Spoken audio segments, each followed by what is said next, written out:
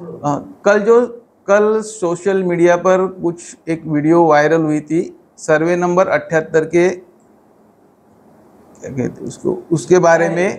तो नहीं, survey number 78 के बारे में। तो उस वीडियो को देखने के बाद हम लोगों को ऐसा लगा कि जिन लोगों ने ये वीडियो सर्वे नंबर 78 के बारे में प्रसारित की है, उन्होंने सिर्फ एक साइड का ही जो कहना है वो सुना है। लेकिन आज हम ये प्रेस कॉन्फ्रेंस इसके लिए रख रहे हैं ताकि जो दूसरे लोग हैं जिनके बारे में ये बोला गया है, वो भी अपनी जो साइड है वो आपके सामने दे सके, बता सके, तो आपको भी पता चले कि सच्चाई क्या है। क्योंकि हमेशा वो कल मैंने देखा वो वीडियो, तो उसमें भी आपने जो लिखा हुआ है, तो उसके बारे में कुछ पेपर वगैरह जो हम लोग आपको दिखा देंगे। विषय असा आहे की काल आम्ही ऐकलं की भूपेश राऊत आणि त्यांचे जे पार्टनर्स आहेत, म्हणजे हा जो सर्वे नंबर 78 आहे ह्याच्यामध्ये BVSK ग्रुप जो आहे तो 2016ला आलाय। त्यावेळेला सर्वात पहिलं खरेदी खत भूपेश राऊत आणि त्यांच्या पार्टनर्सचं 2016 मध्ये झालेलं आहे सर्वे नंबर 78 मध्ये।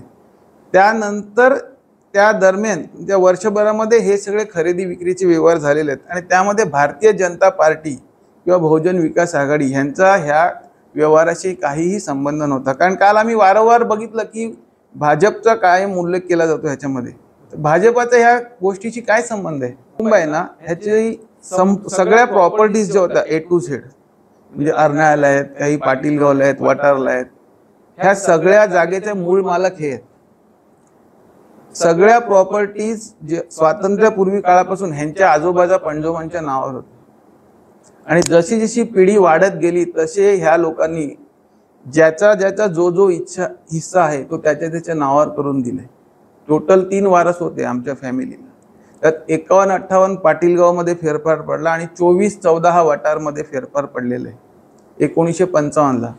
आणि त्या फेरफारानुषंगाने ज्याच्या ज्याच्या वाटणीला ज्या ज्या जागा आल्यात त्या जागेचा प्रत्येक जण उपभोग घेतोय। आज 1955 पासून ते 2025 पर्यंत हीच परिस्थिती आहे। आणि ज्यांना ज्यांना वाटलं त्यांनी आपापल्या जागेचा व्यवहार केलाय, कोणी विकली आहे, कोणी ठेवली आहे, जसं आम्ही अदलाबदल केली त्यांच्याबरोबर। एवढा एक साधारण विषय आहे, बाकी काय नाही। मुळात आम्ही मूळ कुटुंबीय, नाईक कुटुंबीय, आम्हाला समनाळी कुटुंबीय म्हणून ओळखलं जातं। हे राऊत कुटुंबीय ह्यांचे भूपेशचे वडील वगैरे यांचे आमचे जे BVSK ग्रुप आहेत ह्यांच्या वडिलांचे वाडवडिलांपासून आमच्या घराचे पंचक्रोशीत सगळ्यांची चांगले संबंध। आम्ही मोठे सावकार, कुटुंब आमचं फार मोठं। 1955ला तत्कालीन कुटुंब प्रमुख जे एकत्र होते त्यांनी आपल्या कब्जे वहिवाटीप्रमाणे कबुली जाबजबाब पंचावन्नानुसार कौटुंबिक मूळ आगाशी आणि मूळ वटार या गावातलं वाटप केलं। त्यानंतर 1962ला कुटुंब विभक्त झालं। 1955 ते जे कुटुंब प्रमुख होते ते कमीत कमी 30 वर्षापर्यंत जिवंत होते। त्यांनी कुठल्याही न्यायालयात त्या वाटपाविरुद्ध कोणीही दावा दाखल केला नाही। म्हणजे सर्वांना तो कुटुंब प्रमुखांना तत्कालीन हा वाटप मान्य होता। त्याच्यानंतर आजतागायती कौटुंबिक वाटपाविरुद्ध कोणीही दावा दाखल केलेला नाही आहे। आता जे दावे आहेत एक दावा मिळकत काही पैशासाठी कोणाचं तरी वाटपानुसार प्रत्येक हिश्श्यातल्या लोकांनी आपापल्या जमिनी विकलेल्या आहेत। मी माझ्या हिश्श्यातली विकली आहे, हे नारायण दामोदर महादेव बाबा यांचे वारस आहेत यांनी विकलेले आहेत, हरिबळवंतचे वारस आहेत यांच्या सातबाराच्या लोकांनी जमिनी विकलेल्या आहेत। म्हणजे मूळ कुटुंबातलं जे वाटप झालं आहे प्रत्येक शाखेतल्या लोकांनी आपापल्या गरजेनुसार विक्री व्यवहार केली, अदली बदली केली, आज त्याचा प्रश्न आहे। आम्ही विकताना ह्यांचा हक्क असतो, याही जेव्हा विकलं तेव्हा आमचं कुठं गेलं हक्क? आम्ही गेले का त्यांच्या जागेवर? तो जो जयवंत नाईक माझ्या विरुद्ध सांगत होता दिलीप नाईक ऐकत नाही, मी काय ऐकणार? हा एक पुरावा आहे, तो मी तुम्हाला दाखवतो, तुमच्या स्क्रीनवर तुम्ही दाखवा। जो न्यायालयाचा त्यांनी उल्लेख केला 107/2014 त्याचा हा लागलेला एक निकाल आहे, तुम्हाला मी देतो नंतर। दुसरी गोष्ट, तो न्यायप्रविष्ट आहे, न्यायालय जो निर्णय देईल तो आम्ही मानतो। त्याचे वकील त्याची बाजू मांडतात, माझे वकील माझी बाजू मांडतात। दुसरी गोष्ट, त्याचं आगाशीला कौटुंबिक वाटपानी त्याला जी जमीन आली आहे त्याचा फेरफार आहे।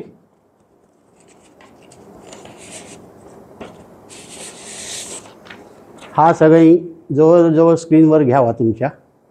ह्याच्यात जे वारस आहेत ते तुम्ही बघा, त्याच्यात त्याचं नाव आहे का? जर त्याचं नाव नसेल तर आपण कोणाकडे जाणार? आपल्या वडिलांकडे की आपल्या बहिणीकडे, आपल्या भावाकडे? गावातल्या दुसऱ्याच्या घरी तर नाही जाणार. माझं मत असं आहे, कौटुंबिक वाटपानी त्याला त्याची जमीन मिळालेली आहे. जर त्याला त्या हिस्सा मिळाला नसेल का त्याचं नाव नसेल तर त्यांनी त्याच्या कौटुंबिक वाटपानी जो त्याचा सातबारा नाव नाही ते त्यांनी त्याविरुद्ध जायला पाहिजे. आम्ही जमिनी भूपेशला विकतो, सागरला विकतो की आणखीन कोणाला विकतो याचा त्याचा काय संबंध आहे? त्याच्या नावावर असलेली मिळकती आम्ही विकल्या का? टोटली त्याच्या हिश्श्याला किती क्षेत्र आहे बघा, 88 मिळकती आहेत. हा शासनाचा फेरफार आहे, मी नाही लावला. माझा जन्म पण नव्हता त्यावेळेला. मी जवळजवळ 85ला सज्ञान झालो. माझी बहीण 82ला झाली. कौटुंबिक वाटप झालं त्यावेळेला गणेशबाई नाईक हे 8 वर्षाचे होते, 8 ते 9. गणेशबाई सज्ञान झाल्यानंतर त्यांनीही तो कौटुंबिक वाटप मान्य केला. वडिलांना नंतर 99ला 12 जानेवारी 1999ला माझे वडील वारले, गणेशबाई नाईक. वारसात त्यांची पत्नी म्हणजे माझी आई पुष्पाबाई गणेश नाईक, माझी विवाहित बहीण आशालता राजाराम नाईक आणि मी, आम्ही तिघांनी तो वारस प्रमाणे जे क्षेत्र आलं ते आम्ही मान्य केलं. त्यांच्या मनाचा प्रश्न आहे.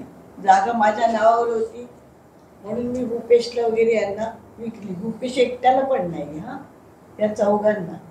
वैयक्तिक प्रश्न आहे, त्याच्यात मी काय बोलू शकणार नाही. का रडतात का नाही, कारण माझा आणि त्यांचा काही संबंध नाही. त्याच नावावर होती म्हणून विकली गेली. 78 आहे, जो 78 आहे तो 5 एकरचा आहे. त्या 78 मधनं वटार गावातनं जो पाणी येतो तो पाणी जाण्याचा पावसाळी मार्ग आहे तो आम्ही सोडलेला आहे. 8 फूट बाय 375 फूट. मी विचार करा, 8 फूट बाय 375 फूट म्हणजे जवळपास 3.5 पावणे 4 गुंठे जागा ही आम्ही 4 पार्टनरनी विकत घेतलेली जागा आम्ही सोडलेले पावसाळी पाण्यासाठी.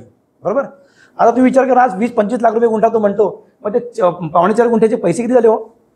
ती जागा आम्ही सोडली पाण्यासाठी. त्याच्या समोर आल्यानंतर त्या रोडच्या त्या साईडला माझं एक हॉटेल आहे, माझी स्वतःची जागा आहे 4 गुंठे. त्या जागेच्या समोरून पण पाणी जात होतं. मी तिकडनं आजही तुम्हाला दाखवलं व्हिडिओमध्ये बघा, 4 फूट रस्ता सोडलेला आहे पाण्यासाठी, मार्ग सोडलेला आहे. आता तुम्ही मला सांगा, जर मी 4 फूट सोडलेलं आहे तर बाजूचा शेतकरी आहे त्यांनी पण 4 फूट सोडायला पाहिजे. फक्त एकट्या भूपेश राऊतनीच जागा सोडायची का सगळ्या ठिकाणी? आणि माझ्या मागे जे शेतकरी आहेत जागेच्या मागे ते म्हणतात आम्ही आमच्या जागेतनं कोणत्याच प्रकारचा पाण्याचा मार्ग सोडून देणार नाही. त्याही सगळ्यांनी मार्ग बंद केले आहेत. मग हे मार्ग बंद केले नाही हे तेव्हा जे तात्कालीन आयुक्त लोखंडे साहेब त्याही बघितलेलं, त्याच्यानंतर गंगाधरन आले त्यांनी बघितले. हे सगळं प्रकरण महानगरपालिकेला माहिती आहे आणि मी कोणत्याच प्रकारचा कोणताही मार्ग अडवलेला नाही.